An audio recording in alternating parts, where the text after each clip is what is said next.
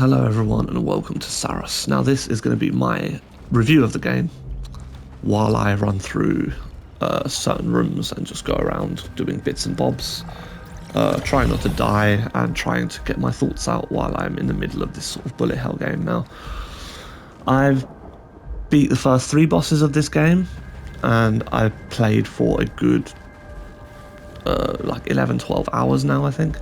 So I think I have enough to kind of get the gist of this game and let you guys know what I think. First things first, I'll get the quickest thing out of the way first, the story. I haven't paid attention to this story at all. I've been playing this game with my audiobook on or with my second screen on, watching a TV show or a film or something like that. Main reason is I don't know, I haven't really vibed with the story. I'm sure it's good and there's been certain bits where like there's been cool cutscenes, I guess, but I've just skipped them. Not for any particular reason, but I think I've just got to that age now where I feel like my type of game is gameplay heavy and I'm focusing less and less on story. So if you want to know more about the story and stuff, I suggest you look at other videos online. Now, gameplay for this game is simple, and this is where I'm going to start talking about some of the accessibility. You walk around, you can dodge, right trigger to shoot, and these bullets will auto-aim on players if depending on what gun you pick. There are some guns that don't have auto-aim and require you to aim manually. I don't pick up any of those guns for obvious reasons, but as long as the enemy is in front of you, in your line of sight, it doesn't matter if they're sort of up there, down there, left here, you shoot while moving and the bullets will automatically hit them. Weapons generally have 2 modes. They have the normal firing mode and then they have the alternate fire mode, and each gun does like a different thing. For example, with this crossbow, which you get quite a bit later on in the game, you can do a charged shots, and it's all sort of for want of a better word, it's very arcadey and it's very fun. It's very sort of One More Go-esque, because you're in the middle of combat, bullets are flying everywhere, you're firing off your like power shot, and it all gets very not complicated, it just gets very fun. So that's one of the first, I guess, accessibility features for low vision people is the auto aim. Your bullets will auto track and auto aim onto players. Now I want to talk about the map, because as a navigation feature, the map, there's a mini map obviously at the bottom right, but I don't really use that because my screen is so big. I'll have to either sort of bend down to the bottom of the screen to see the mini map, or I'll have to use the zoom in. So I just prefer to use the big map, and this is one of the best sort of accessibility features for navigation that I've seen, because the map is very good contrast and it shows you clearly where you're supposed to go. So main path is the sort of flag that's filled in, side path is the flag that's got like a little triangle bit cut out of the middle bit. Side path is where you can get extra items, main path is just you follow that for the story. And also like audio logs will pop up, different things like clips, but they're all very high contrast against the map background, sort of darkish map background against the black, and then the very light pale the very light coloured navigation points. So, and also, by the way, let me get this, whenever you want to know where to go, bring the map up. The top will be wherever you're facing, the left will be to the left, right, so you don't have to like guess, okay, what way is that? So if I turn this way, for example, and walk this way, I want to see where I am. I know that the main path is directly in front of me and the side path is to the right, so I move like that. You still obviously need enough vision to kind of see where you're going, but the biomes so far have been quite simple to navigate and get around, quite fun. So that's not really too much to worry about, as long as you've got obviously enough vision to actually walk around the map and use the big map. But it's very, very easy to use and very cool.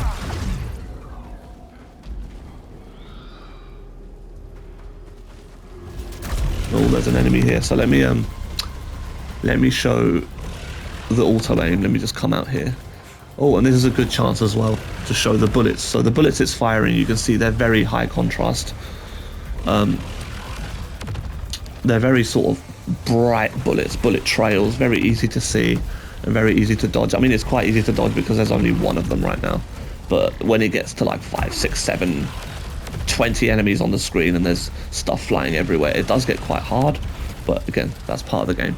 And one thing I wanted to show you as well, see these bullet trails, if you don't like the color of them, if you think that color's a bit too, you find it quite hard to see, simply pause the game.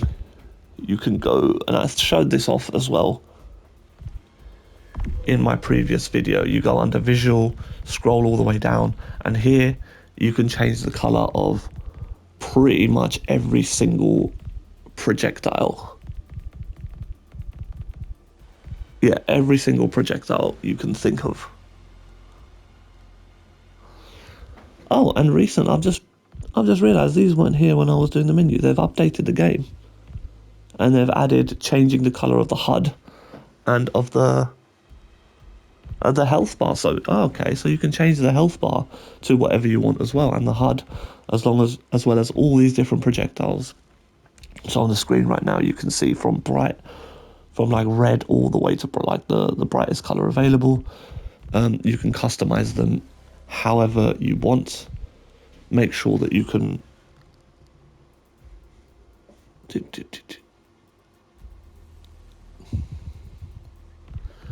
make sure that you can clearly see them, and this level of customizability is something that really makes this game shine accessibility wise, especially for low vision. Let me just dispatch these guys quickly.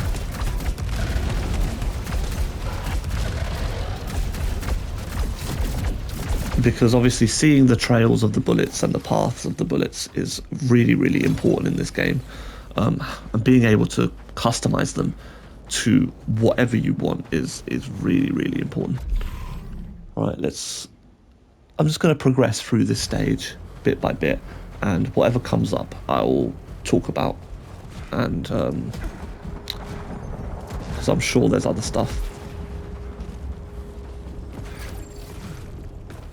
that I can't think of right now.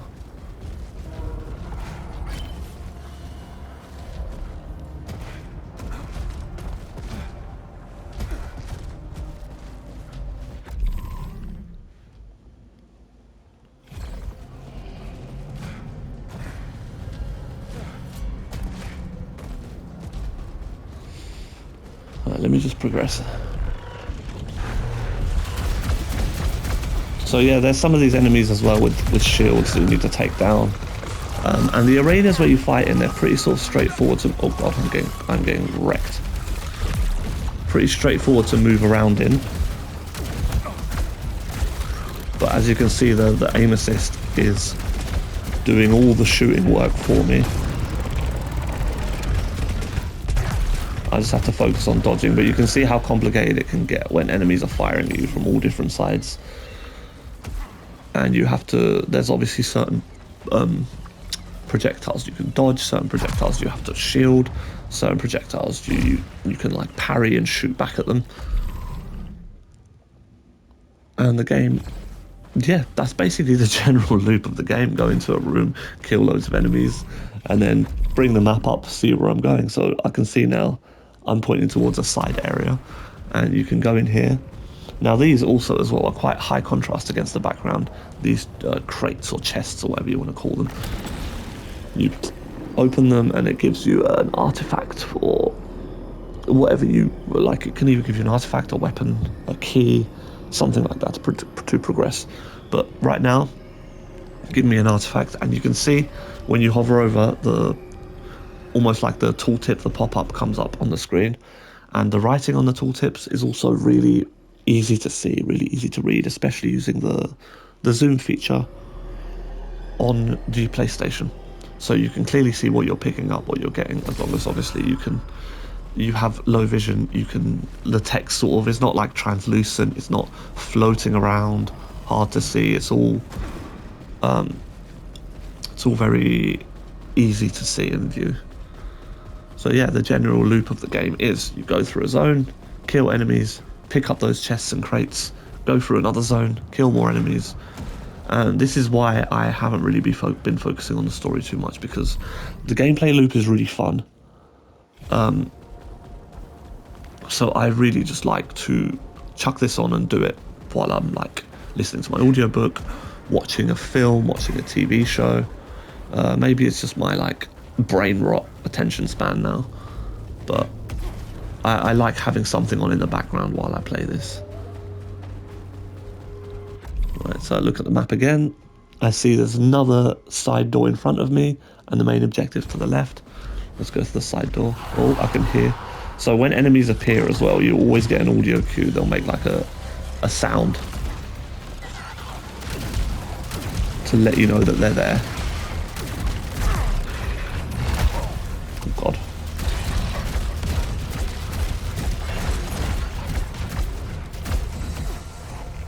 And yeah, as long as they're in your line of sight. Oh God. I just fell, but it's fine.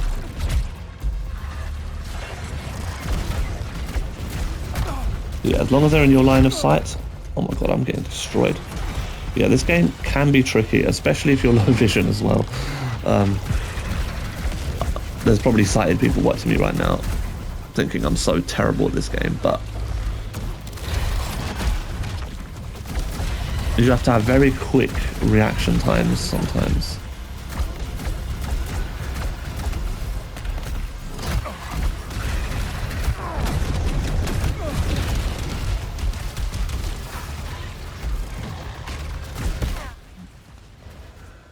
Oh, it's got a trophy.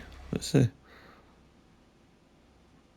Oh, dispatch 1,995 hostiles. Bullet Paradise. I don't know if that's going to show up on the recording, but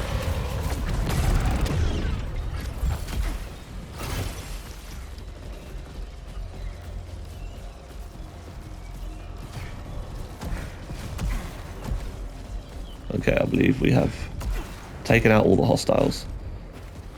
So yeah, that was a slightly more intense mission where you've got to keep moving. Luckily though, you can have, I don't know if it's an option, I think it might be an option you put on. Yeah, you can have full protection to high, so if you fall off the side, it won't take as much health off you as it usually would. But yeah, it can get quite intense, this game, and it can be quite difficult, especially if like for low vision, when it gets like really busy, especially like the boss fights where there's so many different things coming towards you. It can get extremely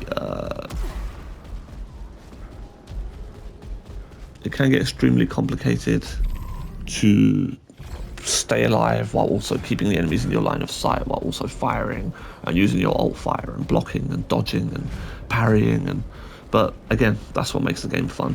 So at a certain point, it's a kind of get good sort of thing, where the more you play, the more your reaction times, the more you'll sort of figure out how to move, the better your reaction times will be, and yeah, the more enemies you will kill. So there is another accessibility option, and for that I'll have to go back to the passage, which is the main hub, to show off. And I'll do that in a second. Let me just kill this guy.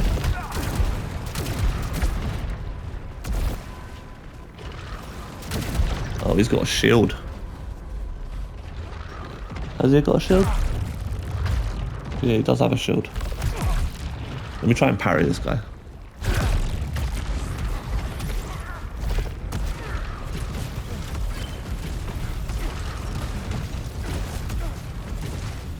So shield enemies, you have to melee. You have to get close to them and smack them. But yeah, here we go. We've got another. Oh, this is another weapon. So when the weapons come up, it will be this sort of screen where it will be side by side. It will compare all of the different stats. I usually just use the zoom feature. Ricochet handgun. No, I don't really want that. I'm actually quite enjoying the crossbow. But anyway, let's go back to the passage. and I will show you one of the main accessibility features that I use, which is almost like a difficulty options within the game. So let's go.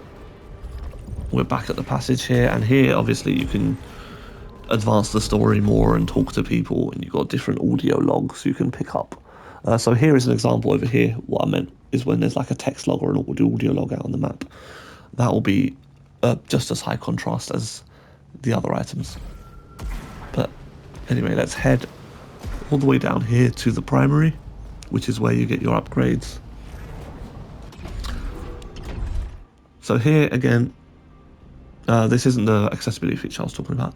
This is the upgrade screen, where at the bottom it will show you, at the bottom middle it will show you how many resources you gathered, how much you have, and then here from like the last run, and here you can secure all of your permanent upgrades.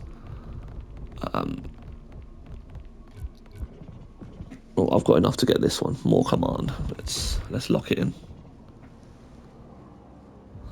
Oh, and I defeated the boss. I thought I'd already got that. Yeah, the game must not have saved because I already got these upgrades. Okay. Oh, that's weird. Anyway, yeah.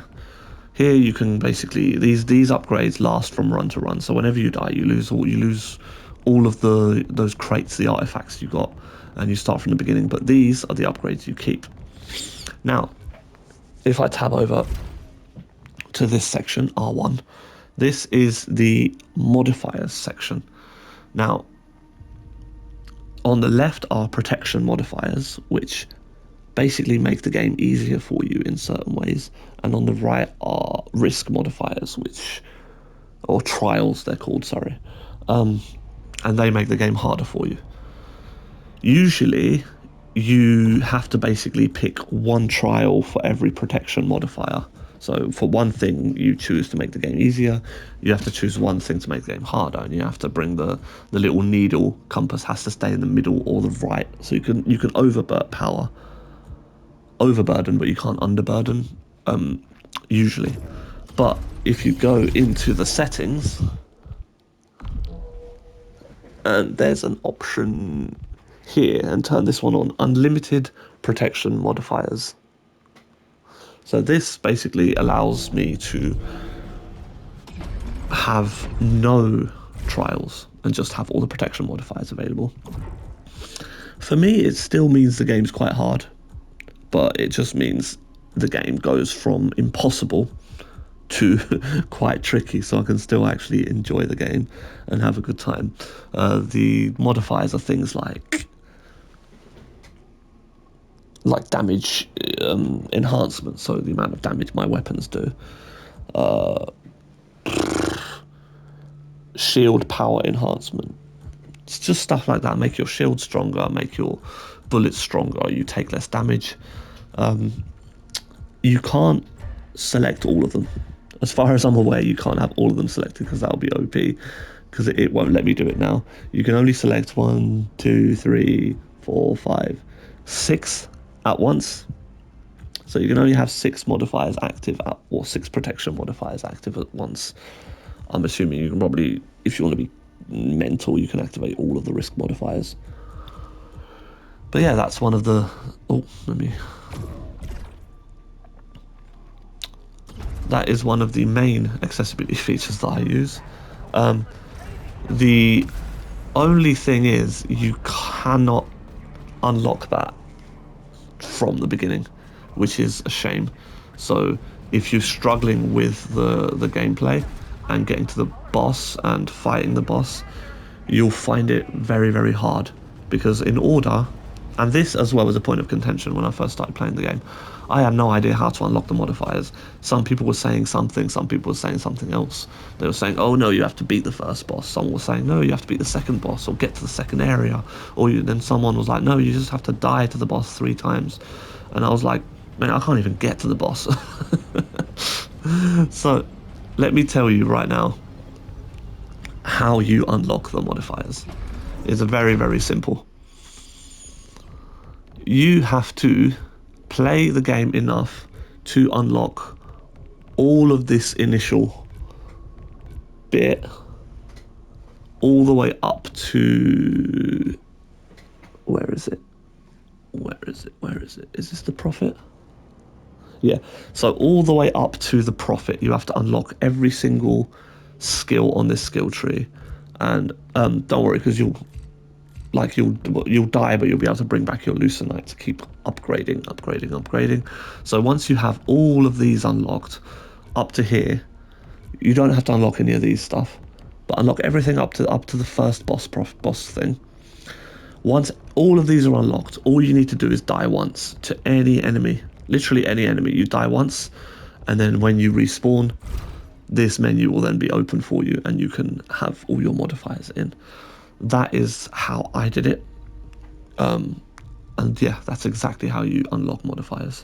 You don't have to beat a boss, you have to die to a boss 3 times, you have to get to the second biome, third biome, blah, blah, blah, blah, blah. You just have to do that.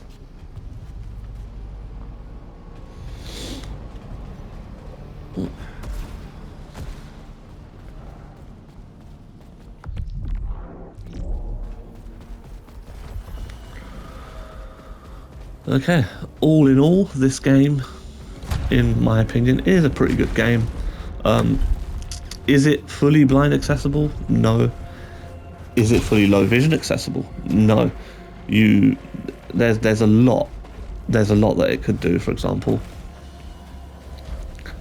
with making things a bit more clearer, like giving you maybe a high contrast mode, like when you scan, for example.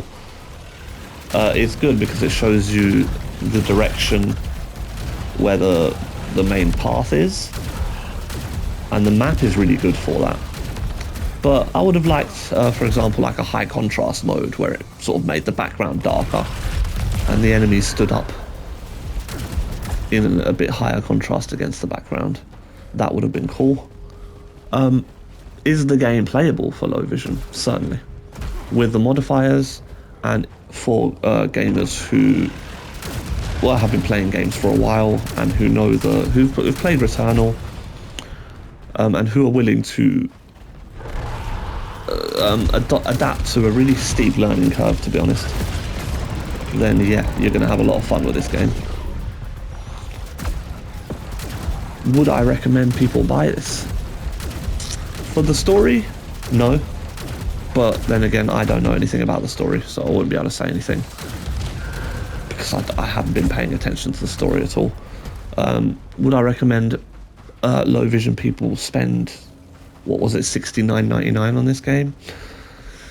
It really depends. It really depends. If you genuinely want to give this a go and know exactly what you're going in for, know that it's going to be quite hard, and there's going to be moments, potentially along down the line, even complete barriers to play, that I haven't even faced. And if I do come across complete accessibility barriers, and not just like get good barriers where the game's too hard, but complete barriers where I literally cannot see what I'm supposed to do next, I'll update this video with the pinned comment. But I'd say, if you really want to give this game a go, maybe go onto, if you have PlayStation Plus, go to PlayStation Plus and download Returnal, because I think that is on PlayStation Plus for free now. If you download Returnal and give that a go, first of all, Returnal's a lot harder than this game, because it doesn't have checkpoints. This game, if you beat a boss and then you die after, you can teleport to that point after the boss and start from that biome. Returnal, doesn't matter if you're right near the end of the game, if you die, that's it, you're gone, you're back to the beginning. But that's free, so download Returnal, give it a good go, because the gameplay is the same with the aim assist and the bullet timing, bullet ballet, or whatever they call it. And also that has quite good accessibility features when it comes to the map.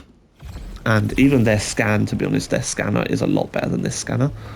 So go play that game. If you enjoy that game but find it quite difficult and find it hard to get through, like I did, because I kept dying, I don't think I even made it. No, I didn't make it to the first boss. I beat the first boss in that game, but I didn't make it any further.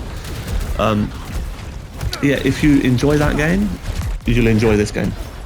And you'll enjoy this game even more because it has the modifiers and it has certain accessibility considerations that will mean you'll have a good time. You'll have a good time playing it. But again, it is a steep price tag, $69.99, to put a risk on a game that you might not be able to finish. So if you want to wait for it, I guarantee you this game will probably drop in price, and I guarantee you within a year's time this game will be free on PlayStation Plus. Probably what a lot of people won't tell you. Most of these games will see a price drop in like a few months, and will definitely be available on PlayStation Plus within, I'd say within a year and a half, maybe a year, probably a year. But yeah, if you want to play this game, if you think you can, enjoy this game, then yeah, definitely get it. The price tag's there. It's a Sony exclusive brand new game, so it's gonna be 70 quid. Like there's no way around that. But other than that, I think that's about it. That's about all I have to say on this game. Hope you enjoyed this video. If you have any more questions, guys, feel free to chuck it down in the comments below, and I will catch you again. I will upload videos of just the boss fights as and when I do them, because again, I don't want to sit here and do full playthroughs of this game, because I just want to listen to my audiobook or chuck a film on in the background. So when I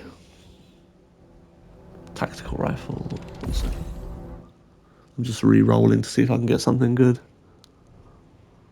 I do like the eruptor hand cannon, no, but I'm really enjoying the crossbow, so I'll keep the crossbow. Yeah, so I will upload videos of me defeating the bosses if you guys are interested in watching those. Next game I will be covering, I believe, will be Lego Batman The Arkham series, which is next week now, I think. And then towards the end of the month, we got the big one. We got 007 First Light, which is going to be flipping amazing, I think. From what I've seen of the gameplay anyway. Uncharted meets Hitman. Who doesn't like it? Anyway, thanks for watching, guys. I'll catch you again on the next video. Peace.